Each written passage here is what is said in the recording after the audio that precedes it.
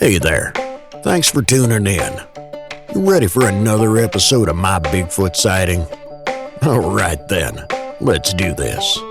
Seen a bunch of run-down no-horse towns where the church is the backbone, loves in the plow, and the five-string melodies grooving, with the farmland rows where the roots run deep, beyond the noise of the busy streets, where the songs of the South are soothing. When I hear the front porch picking down, home rhythm ringing out, I don't run from banjo music.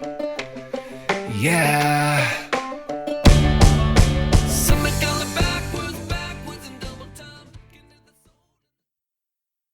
If you've had a Bigfoot sighting and would like to be a guest, please go to mybigfootsighting.com and let me know. My Bigfoot sighting happened in Illinois. My name is Norman Sollie. I'm 65 years old. I'm working as a farmhand right now in western Massachusetts, but I grew up in Washington State, and I had an early interest in Sasquatch.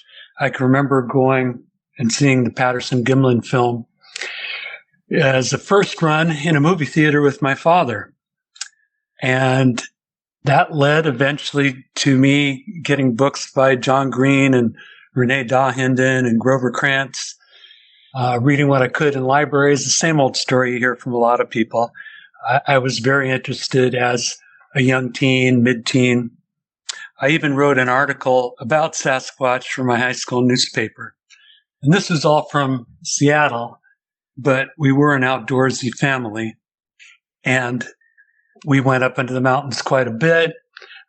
We did a lot of camping, etc. So I spent a lot of time in the outdoors. And Sasquatch was on my mind, but it wasn't a huge concern. But the people around me gradually got to know that I was interested in Sasquatch. People started sending me newspaper articles.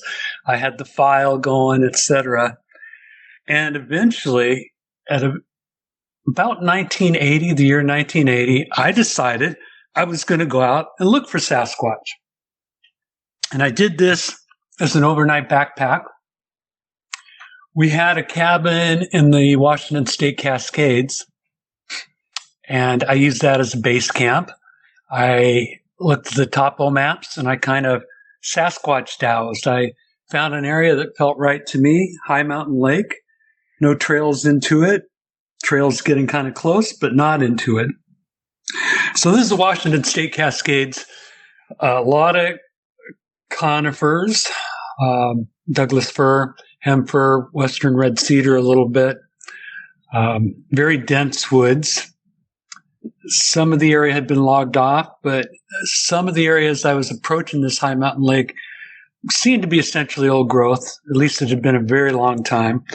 There's a lot of trees down in the woods, so it was kind of slow going, clambering over these huge logs and going out of my way, going on a zigzag, essentially. What I did on this trip, where I was going to be the Sasquatch investigator, I found a spur ridge to take me up to this high mountain lake. The spur ridge idea was because they tend to be more free of fallen logs, etc., and there's often game trails on a spur ridge, so it made a pretty good route for me, and it actually was a good route. Once I climbed out of the low valley, about 2 miles into my hike, I had about 2 miles going up the spur ridge to get to the lake, for a total of about 4 miles, through really thick woods. The only place that you could really see much of the sky was at the creek, and the spur ridge, of course, is climbing up above the creek, and it was bright enough under the trees, but a little gloomy. But eventually, I got up to this lake, and it's a very large lake, and I did find an old campground fire ring, and I found fish heads in the water there. That excited me because I had also brought a fishing pole, and I was determined to do some fishing as long as I climbed into this lake. But I set up camp. It's now dinner time, 6, 7 p.m. Set up camp, made myself some dinner, and it starts raining. And that was a bummer because I really wanted to explore around the lake. I was really determined to do that. Wanted to look for tracks. I wanted to find this elusive mountain ape, which is what I believed in at that time. It was just a dumb, elusive mountain ape that somehow was managing to stay away from us all. But I was going to help settle that. But it starts raining, and I retreated to my tent. And I did my usual, go to sleep rather than worry about being in a tent out in the woods. And I actually did that just fine, except in the night, while it's still raining, I woke to the sound of a funny cry. It was a distant wailing sound. And since I had been woken by it, I wasn't quite sure what did I hear, but I was pretty confident I really had heard it, but it was definitely at a distance. It was fairly high pitched too, and long and trailing off. Go back to sleep. I wake up in the morning, unzip the rainfly, and in front of my tent, about 4 feet away, is a large footprint squished down into the mud in front of my tent. I could not remember having made this large footprint in front of my tent. I was wearing hiking boots. They leave pretty big tracks. The track was indistinguishable, but it was right in front of my tent. So that seemed odd to me. And I'm going to finish up this story before I take you to Illinois eventually and my one Bigfoot sighting. I start to get the feeling that I need to leave. And this was despite the fact I intended to fish that lake, despite the fact that the weather had cleared up and was very pleasant, despite the fact that I was going to look for Sasquatch evidence, I just had this thing in me saying, it's time to go. And a lot of you listeners will find that very familiar. I was not conscious about it. I did not question it. I did not wonder, hey, why am I abandoning all my plans and thinking I've got to leave? But that's what I did. I packed up and I started hiking out. And I wasn't feeling really the dread or anything. It was just a sense of time to go and me responding by thinking, okay, I'll get going. But I was going fairly fast, and I was going so fast, I didn't want to take the time to go down the slightly meandering, slightly longer spur ridge to get down to the creek bottom. I just went straight down the mountainside. And this was kind of messy. Lots of down trees, lots of undergrowth, small trees. I was moving pretty fast. I wasn't running, but I was moving pretty fast. But I actually injured my knee on the way down. And part of what was a little odd is I kept hearing noises. When I injured my knee on the way down, because I had a bad knee already, I had an ace bandage with me, an elastic bandage to wrap my knee with and give it more support. So I stopped, took off the heavy pack. I'm doing all that. And I'm hearing twigs breaking uphill behind me. And I literally think to myself, boy, the deer and elk sure are clumsy around here. And I laugh about it now because that sound of twigs breaking, etc., behind people as they're leaving an area is something we all look for in a report. But at the time, I had no clue, dealing with a dumb mountain ape. And I'm just thinking there's deer that for some reason are behind me, yet are startling and running away, even though they're behind me, instead of being in front of me, where you usually surprise a deer or an elk. I continue on in my rushed way, and I get down to the creek bottom where I've got a little sky, and that feeling of needing to leave just completely vanishes. I feel fine. I am now taking my time, but I don't want to leave the open air with the blue sky above me of the creek. Instead of following the creek in the woods, I just walk down the creek in the water. I'm feeling fine while I'm doing it, but that's how I'm getting back to the trail I'd come in on. I had 3/4 of a mile or so of just walking in the creek. And even at one point, I stopped and took off my pack. I saw a fish in this little creek. It's only like 10 feet wide, lots of shallows. And I saw like a 6-inch long brook trout. I caught it with my bare hands. And I thought to myself, hey, Sasquatch could do this. And I'm sure they could. So that's really the end of that one. I got out, no further excitement. But as the years go by, I think back on that trip and I think about those clumsy deer and elk. And I think about that track right in front of my tent and the long wailing sound that woke me in the middle of the night. And I suspect I had a little bit different of an experience than what I was thinking about at the time. So moving right along, about 1984 or so, I had a little crisis in my interest in Sasquatch. An article came out in the Seattle Times about how people had found Bigfoot tracks under their bedroom window on the outskirts of Bellevue, Washington. Bellevue was a place I was very familiar with. It's a town. It's like, it's a big town. Now it's huge. Back then it was pretty big. A lot of office buildings. It's got a downtown area. And I'm reading this article about how a Bigfoot was looking through a bedroom window, or big feet. It even implied there was different size tracks. And I thought, what the heck? Bigfoot is looking through a bedroom window in Bellevue, Washington? It made no sense. And frankly, that was my crisis point. The years of being told that this was an elusive mountain ape hit up against them looking through a bedroom window in the suburbs. And I thought, this makes no sense. And I went into a long period where I did not go out of my way to look into Sasquatch, quite a long period. But that didn't stop me from having a couple of interesting events before I got to that Illinois sighting. In August of 1999, I got involved with a service work trip to the Pine Ridge Lakota Indian Reservation in South Dakota. And that was great. Had wonderful experiences there. And one of the experiences there was I went to a place called Kiza Park outside of Manderson, South Dakota. This is the place that Woody Harrelson is associated with, where they tried hard to grow a medicinal herb, only to have the DEA sweep in right before harvest time 2 years in a row.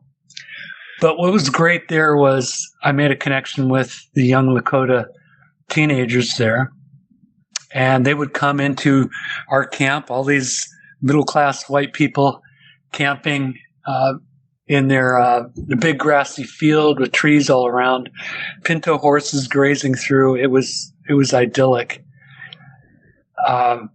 But one thing was going on there that I found odd that I was noticing. Nobody seemed to pay much attention to it.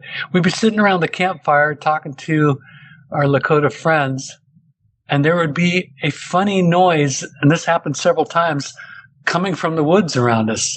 And I'll try here to imitate that noise because I hate it when people talk about noises and don't even give it a shot. But it was a little like a crow or a raven. It was a boo, kind of like that. But this is darkness. And I stopped and I recall one time I asked one of the young Lakota men, is that some of your friends out there? And all I got was just a blank look in return. No answer, no response, no nothing. I don't know what that was, but I found that kind of interesting. So moving right along, here we get to my Bigfoot sighting. 2009 or 2010, I signed up for a spiritual retreat that was hosted at a Catholic retreat center just 40 miles outside of Chicago. Sasquatch was not on my mind. This was so close to Chicago. It was very rural. It was woodlots interspersed with cornfields, pretty upscale houses. And it was only about 2 miles away from Woodstock, Illinois, where Groundhog Day was filmed. But that has little to do with this story. So I'm at the spiritual retreat. It's about 5 days. We're all living inside the retreat center. And we're attending breakout sessions. We've got a cafeteria there. We have really no reason to leave. But a lot of us would take walks on the grounds. They had 40 acres of wooded grounds. There was a pond. There was a swamp. It was nice. There were some trails. And I, being kind of outdoorsy, whenever I would get a break, I would tend to head outside. So after we had a couple hours of lectures one day, we had like a 15, 20-minute break. And I made a beeline for the outdoors, along with a few other people. But I had remembered, I had seen an odd trail opening off of the mown lawn area into the woods. It was around a corner. You couldn't even see the start of this trail from the building, which was a huge Catholic retreat center, including a church within the center. This opening was off to the side. You couldn't see the retreat center, and it just seemed odd, but it was big. It was like 4 feet wide and really tall. No branches, up very high. And I thought, I'm going to take this trail. So I did. I took this trail, but what it did is it took me in a big loop back around to the main trail system, but up a slight hill, slight sloping ground. So I was looking down on this main trail. Now, these were deep deciduous woods primarily, but they were fully leafed out. Old trees, chestnuts, maples, ash, beeches, that sort of thing. Very little undergrowth because the overstory was so thick. But it was gloomy in there. So much overgrowth, it was gloomy, even though it was the middle of the day. So I come around on this trail, and I'm in the spiritual retreat mode. I'm thinking peace, love, and happiness, groovy thoughts in my head. Not really thinking about much else, except maybe to try to get ahead of the rest of the walkers. And I could hear them coming below me, still behind me, but along this main trail. So I'm walking along, and I'm really deep in my head, and I only vaguely notice that I can see a figure below me that doesn't seem to be one of my co-retreat members. It seems to be somebody watching my retreat members. And I'm still not really paying attention, but it's stuck in my head, the movements this thing was making. So there's lots of undergrowth, not lots of undergrowth, there's minimal undergrowth, but there's lots of deadfall, fallen logs, etc. What I'm seeing is really just only about 5'6". And what I found immediately odd about it was the outline of this figure at about 150 feet away is fuzzy. It's not a distinct edge. It's fuzzy, and it's black, and there's no change in coloration between cuffs of sleeves and hand, or shirt and pants and shoes. It's just uniformly black, fuzzy, 5'6", light framed, slim, normal human proportions from what I was noticing. Had a neck, had a round head, like human shaped head. But what it is doing, it's high stepping carefully through the debris on the ground, and its head is moving back and forth on its shoulders as if it's trying to see around tree trunks, etc. It is spying on the other people walking towards it. I could tell it was literally spying on them. It was trying to get a better view. It was very interested in those people. At this point, I'm starting to pay a little bit more attention, and my mind is starting to think, oh, wait a second. this doesn't quite make sense.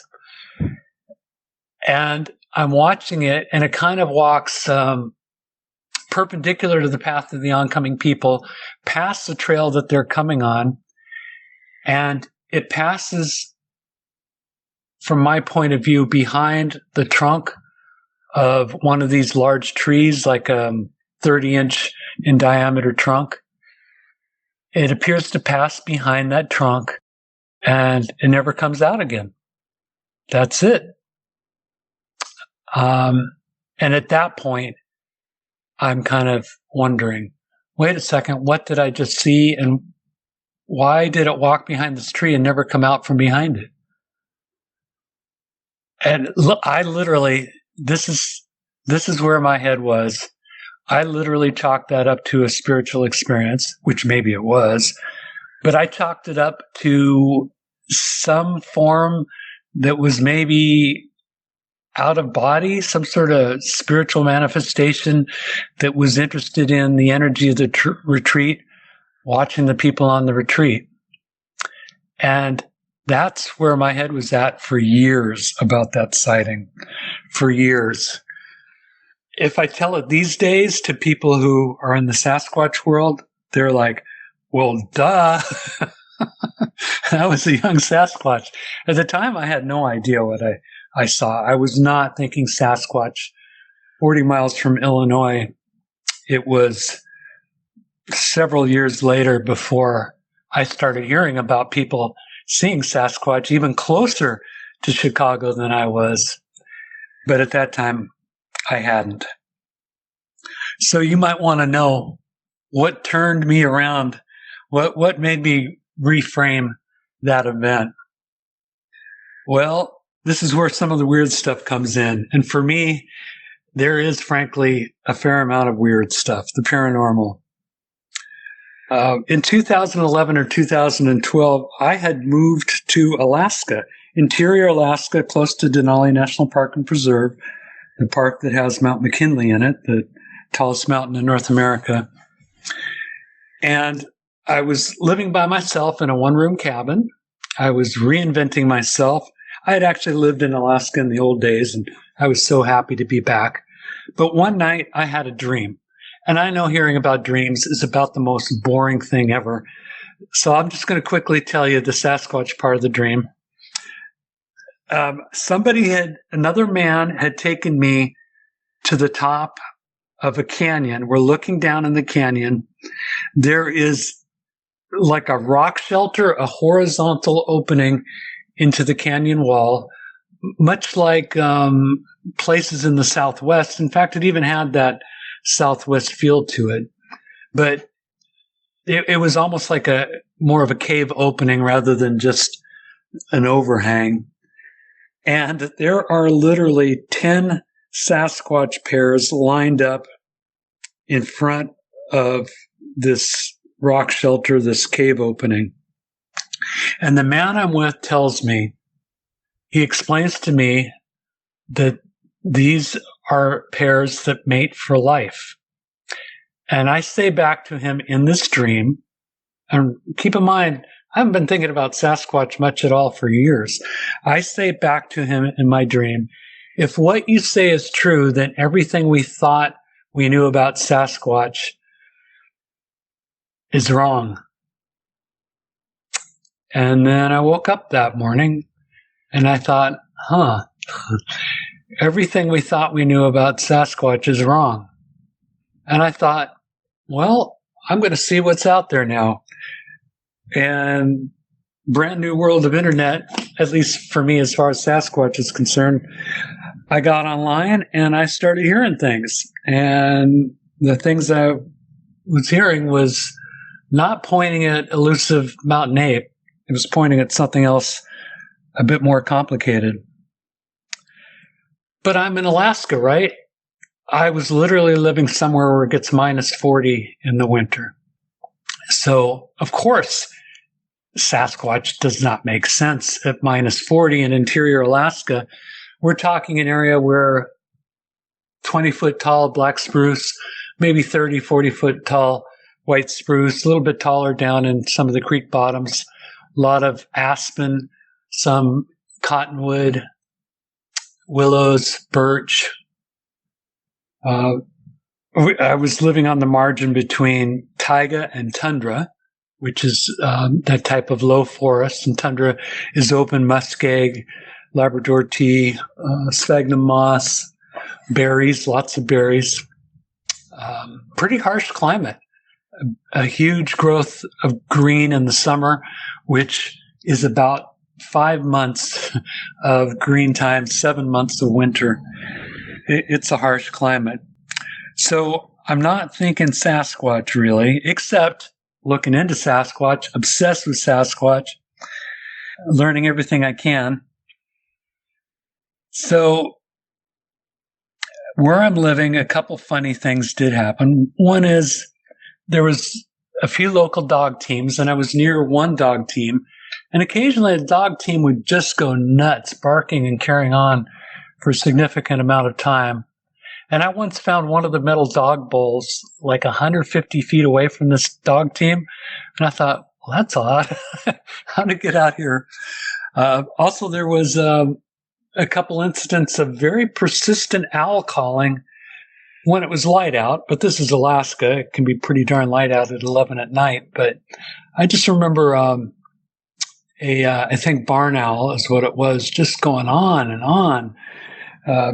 It seemed odd. I had moved up there for a woman, the old story, and fairly quickly, at the start of the next summer, I moved in with her. And as I moved in, she warned me that the house makes noises. And I asked her, what do you mean it makes noises? And she says, well, it just makes noises, like popping noises and stuff at night.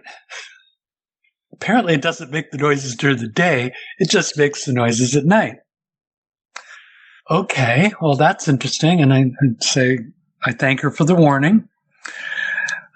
I got to tell you a little bit more about this house. I moved in before she had any running water. This is rural Alaska.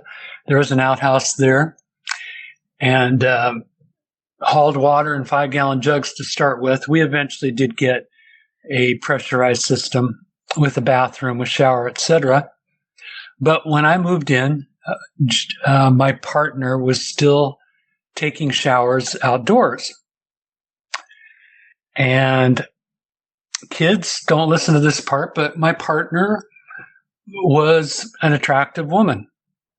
And she had a place back behind the cabin on this 5-acre lot in a subdivision of 5 and 10-acre lots. But she had a very private place where she would put up the old sun shower, hoisted up in the trees above her, and take an outdoor shower.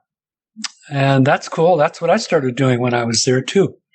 That was the way to take a shower for a few months there.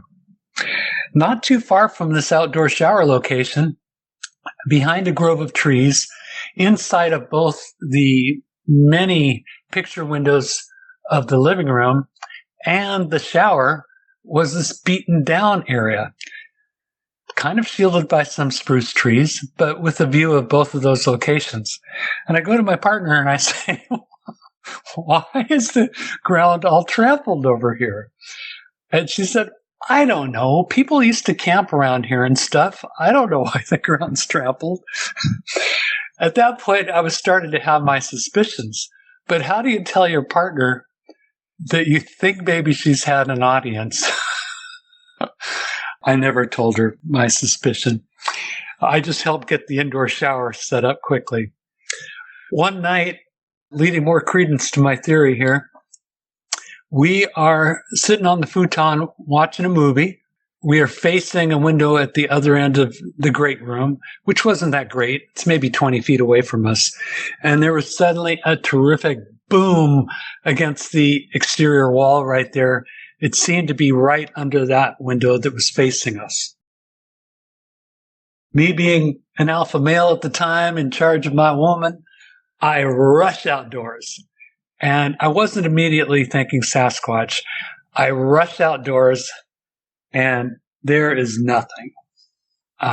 I can't find a sign of anything, nothing disappearing in the woods, nothing. But I was left with an impression when I heard that banging. I felt that something was not happy to find me there. And I think also my reaction maybe was a surprise. Instead of drawing drapes or something like that, me rushing outside, that was pretty aggressive.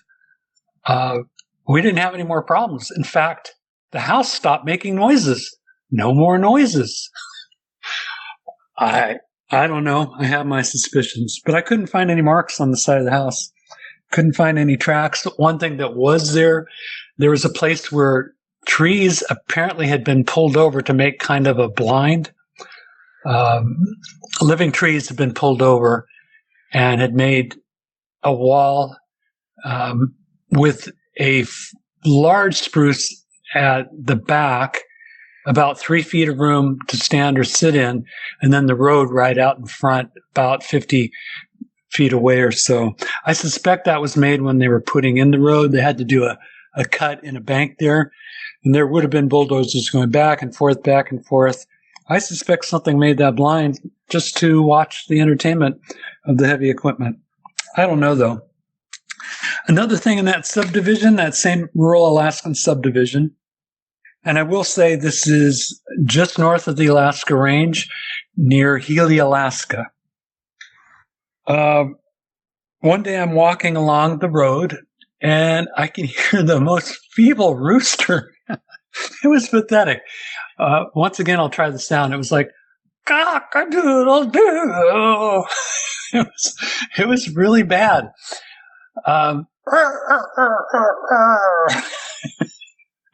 It was pathetic. It was coming down a long driveway. And I'm thinking, oh, they must have chickens down there. And, I even stop and I'm looking down the driveways, trying to spot the chickens. And it's rural Alaska. There's a few people with chickens, but it's kind of rare because you're looking at $12 a dozen eggs with the heating you have to do and the Fort Knox you have to build around them because of the bears. Literally, we get grizzly bears in that subdivision. But there's got to be, if there's a rooster, there's chickens. I ran across somebody who was friends with the person down that long driveway, and I asked him about it, and he looked at me funny, and he said, they don't have chickens. So ironically, where this happened was right across the road from where a small town monsters film crew was to come and stay in 2 or 3 years from that time. It was right across the road, and I was able to tell them about that incident. In the woods there, I began finding peculiar log arrangements. One was a giant asterisk of logs laying on the ground. And I was hiking with my skeptical partner at the time, and she looked at it and said, it looks like somebody made that. And it really did. It was very precisely spaced, etc. And it was at the mouth of really a minor drainage, which I came to call Ape Canyon in my head. And I'm a little embarrassed about that. It's kind of rude to use the word ape. But I did. I called it that. It was a place that made me uneasy. I didn't really like to go in there. But where this was I eventually bought some land off the road system, and I began building a cabin. And I went down into that Ape Canyon drainage more than once, and it felt weird.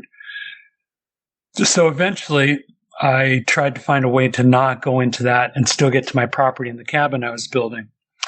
Unfortunately, when I switched to the other side of the creek, I found what I call the no trespassing sign.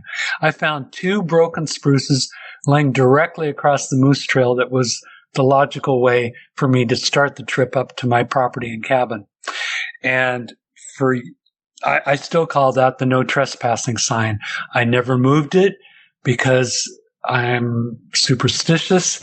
I just step over it and I literally ask for permission to walk through, and I ask for a safe passage. And I have been doing that for years. Right now, I'm not living in Alaska, but that was my routine. I'd step over that and I'd say, please allow me safe passage. I'll mind my manners, etc. That's the short version. Also, in that area, I one time did get a little into that Ape Canyon area on the way down before I established my trail. And I found half a dog. And I don't know if that's Sasquatch or not. This was a small dog, maybe a 20-pound dog, curly gray hair. It was just the back end of the dog. It was like the dog from below the rib cage on.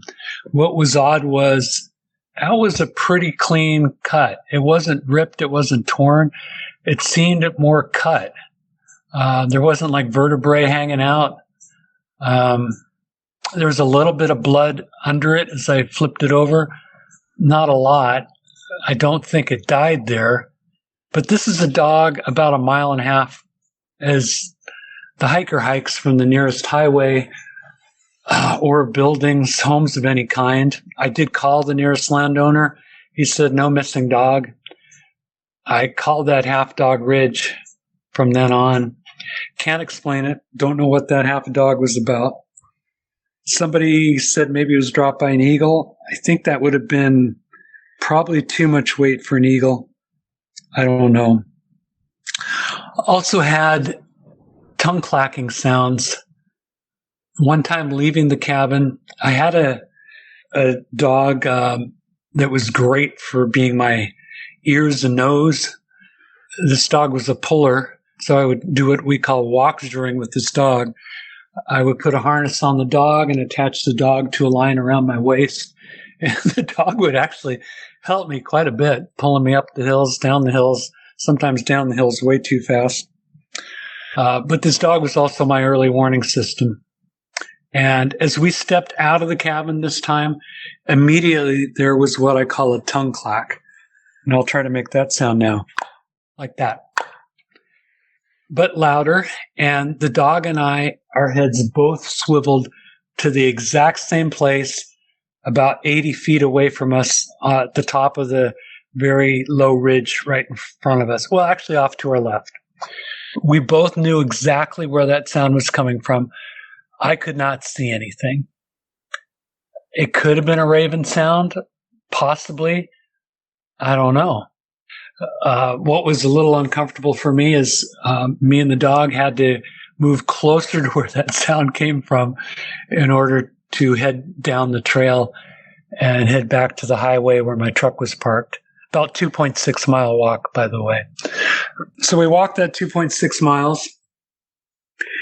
Deep trees, creek bottom, a little bit more life and lush along that creek bottom. Berries there, elderberries, blueberries,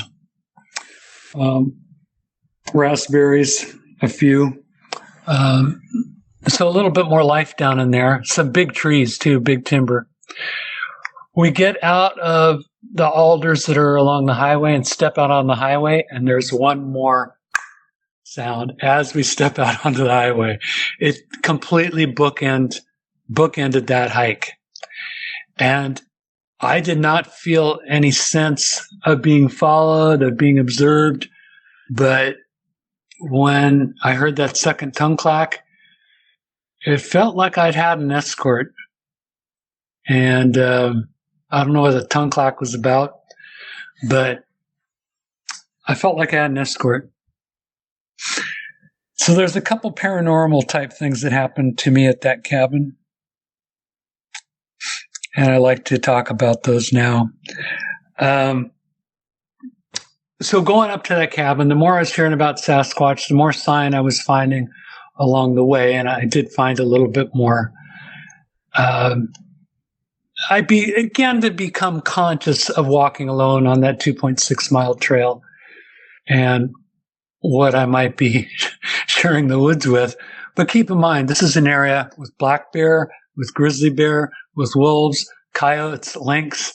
So a person hiking alone, they're on alert anyhow. I'm making noise every 50 feet or so, calling out. I don't want to sneak up on anything. It's really easy for the wildlife to avoid me. I've got my dog. He's my early warning system. I can tell where something is, although half the time the thing he's concerned about is a squirrel. So it's a lot of false alarms. But one of the times I get to the cabin, I walk into the cabin, and as usual, I head for the thermometer to see what the temperature is inside. I'm also thinking the thoughts I had while I was walking up there. And I had this sudden epiphany as I'm stepping into the cabin, and I realized, hey, if Sasquatch wanted to drive people like me out of the woods back to population centers, it would be very easy. Throw a few rocks at the roof, bang on windows. Man, we're out of there. The terror would just be so complete, we would just leave those cabins and we'd head back. I'm thinking that literally as I lean over slightly to read the temperature on the thermometer. I read the temperatures. I'm having this thought about how Sasquatch could drive us out of the backcountry. Turn my head, the thermometer pops off the wall. It falls off the wall, lands at my feet as I'm having that thought. I think, well, that is very interesting. That thermometer never before fell off the wall and never after fell off the wall. Seismically active area, earthquakes don't get it off the wall, winds don't get it off the wall, but something right there, right then, had it pop off the wall. I put it back on its nail on the wall. Never happened again. Another thing that happened there was right at that same location in the cabin, and this is silly. I had the solar system there, had an inverter, had a way to charge batteries. I had a 4 AA battery charger that I was trying to empty, and I boggled it, and I managed to knock the batteries out of it, and they go flying all over the place, 4 AA batteries. And I spent 20 minutes trying to find those 4 batteries. I found 3 of them. One of them, it was like it had just gone into a different dimension. I could not find that battery to save my life. I finally gave up. I was literally checking my socks. I'm checking my boots. I'm checking in my pant pockets. I'm emptying things. I'm moving furniture. Could not find the missing battery. 2 weeks later, I come back to the cabin. There is a AA battery laying on the ground outside my cabin, which is 15 horizontal feet away from where I dropped the batteries through a door that had been closed. But it is laying out there in the dirt. Very obvious. I spotted it very quickly. I don't know what that's about. There seems to me to be somewhat of a playful aspect to this phenomenon, and I enjoy it. I am literally laughing out loud sometimes. There might be a nervous, slightly hysterical edge to it. Another odd thing that happened to me in that cabin, I had a loft there. I would sleep in the loft in a sleeping bag. Very comfortable. I would sleep very well. I like being a bit off the ground. I wake up one morning having a very nice sleep, and I do, a stretch and like that kind of thing. And it is immediately followed by the same sound from directly below me. It sounds like me, but I'm done stretching. It's like an echo of me. It's a great imitation. It doesn't even really sound like an imitation. It sounds like me underneath me making the same sound. And here's an odd thing. I'm not alarmed. I'm not freaking out. I get dressed kind of at my normal pace. I start heading down the very steep ladder stairs. And as I'm going down the stairs, I am like craning to look into the kitchen under that loft area. There's nothing there, of course. The door is still latch closed. It was latched from the inside. I literally got on my hands and knees looking on that rug that's under the loft on the first floor, seeing if there was any hairs or anything in it. I honestly did. Could not find a thing. I cannot explain that. Just some of the funny things that happens to people, to me, this phenomenon seems to be aware of you being aware of the phenomenon, and you come under a little greater scrutiny when you're looking into it. So be careful, those of you listening. If you're getting into this, you're starting to go out looking for sign, looking for track, looking for stick structures, it may lead to more. It may indeed. So, July of 2023, my son sends me a video. He lives in Colorado. He lives in Boulder County. He likes to mountain bike. He saw some funny things in the woods. He sends me a video. They look like teepees in the woods along this trail.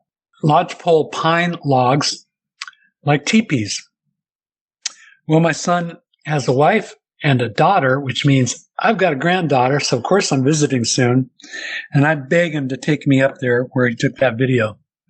I ended up finding 13 stick structures in those woods along that trail and off the trail. Some of them were up to like 150 feet off the trail.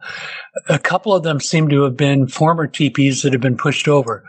You could see the log distribution. It looked like a teepee without the canvas pushed over.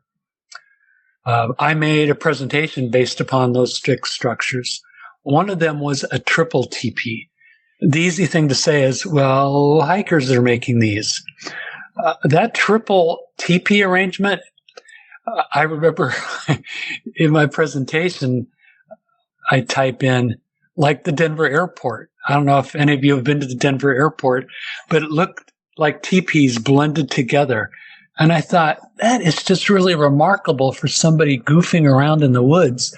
I think for that one, I counted 80 different logs. None of them huge, up to like 20 feet long, but lodgepole, light logs.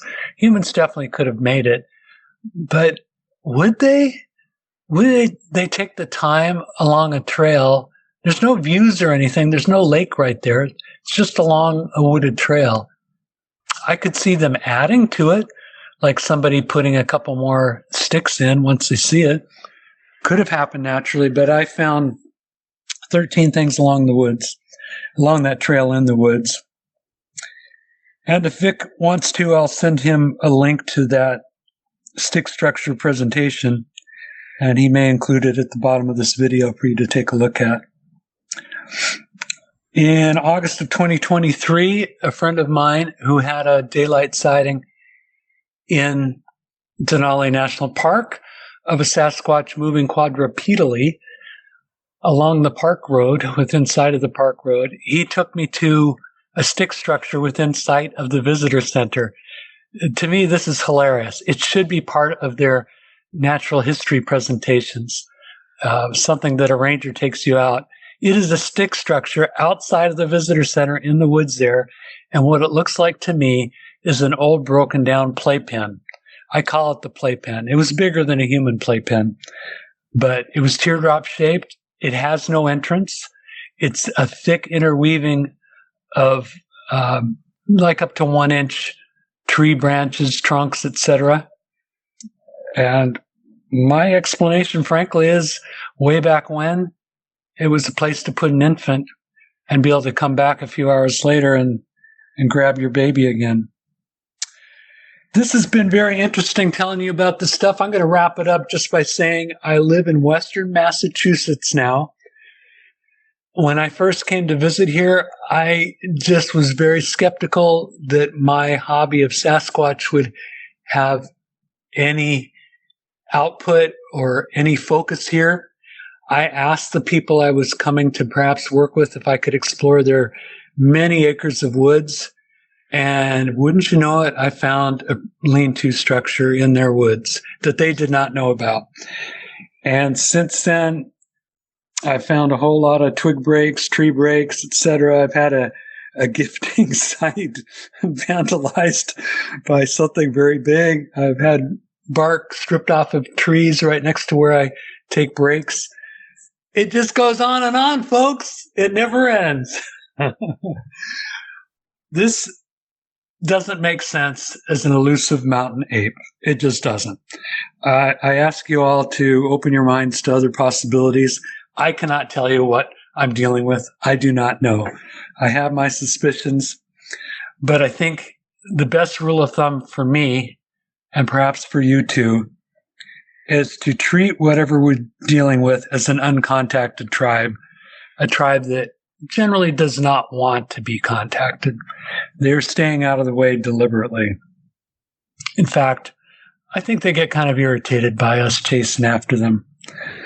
So be respectful, ask for permission, apologize where you've overstepped. That's what I do.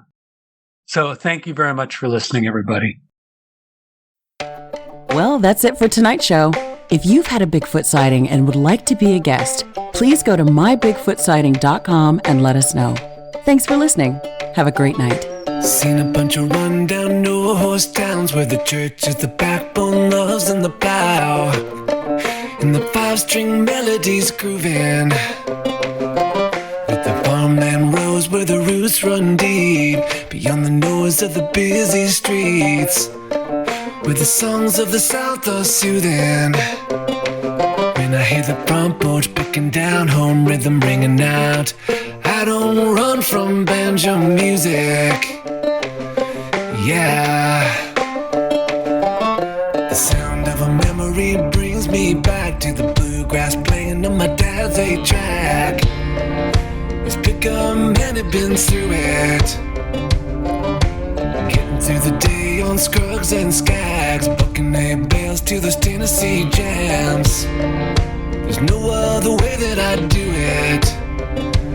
When I hear the front porch picking down, home rhythm ringing out, I don't run from banjo music.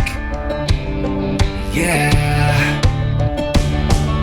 Somebody going backwards in double time, getting to the soul in this tremolo Kentucky style. Those are the anthems drumming out, country boy living. When I hear the front porch picking down, home rhythm ringing out, I don't run from banjo music.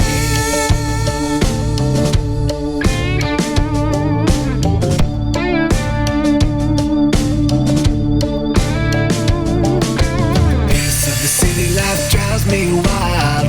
The only tune is the cars rushing by, with the bass on the stereos booming. When I hear the front porch picking down, home rhythm ringing out, I don't run from banjo music. Yeah. Somebody going backwards in double time, getting to the soul in the tremolo Kentucky style. Those are the anthems drumming out, country boy living. When I hear the front porch picking down, home rhythm ringing out, I don't run from banjo music.